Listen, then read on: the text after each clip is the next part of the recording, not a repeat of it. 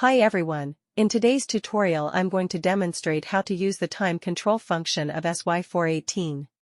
First, we enter the time control list here in the lower right corner.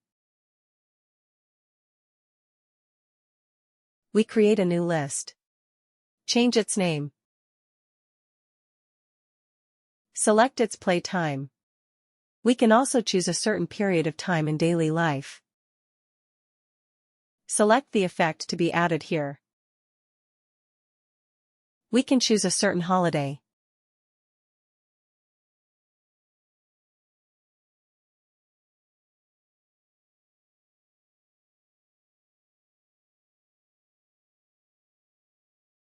Confirm. Output SD card file.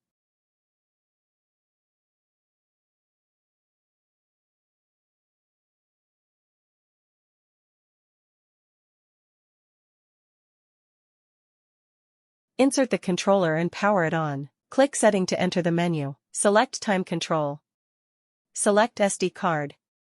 We can observe that the main interface shows that it has entered the SD card control mode. The above is how to use the time control function of SY-418. Thank you for your time. See you on the next tutorial video.